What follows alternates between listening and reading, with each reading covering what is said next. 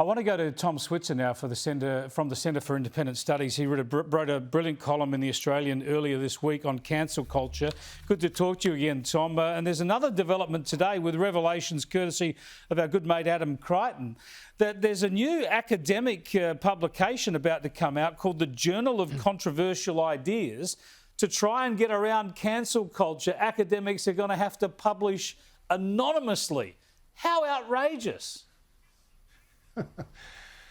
Well, Chris, as you know, many serious subjects cannot be discussed openly without inspiring massive hysteria.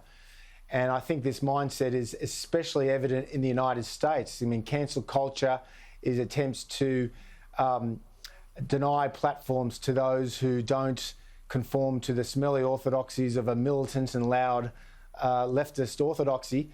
But they also seek to banish them from the public consciousness. It's cancel culture, and it's against this background that Professor Singer has launched this new journal.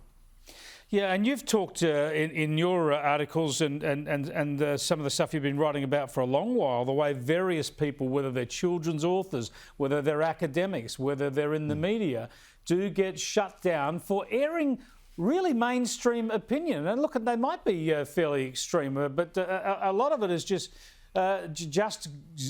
really railing against the zeitgeist is the only sin required. Well, I think this problem is far more entrenched in the United States and indeed Great Britain than it is here, but it's happening here too.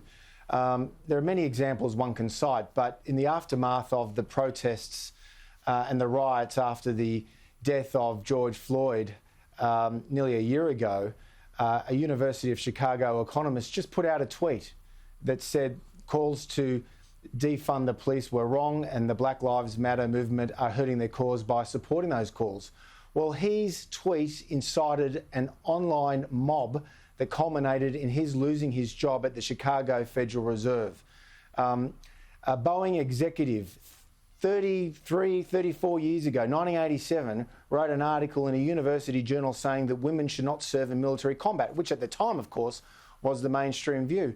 Well, he lost his job as a Boeing executive. I mean, there are so many examples now where a militant, loud minority through social media are just targeting people who don't conform to the orthodoxy. And this is not how a liberal society should work. And that's, again, the background against which that Professor Singer is creating this new journal. Yeah, do you think it's a good thing the journal is there? At least the ideas will get out there? Or is that caving in to the cancel culture?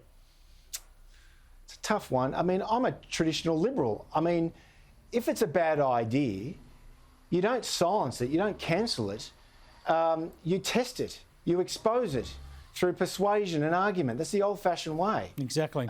John Stuart Mill, the great British liberal, once said, he who knows only his own arguments knows little of that.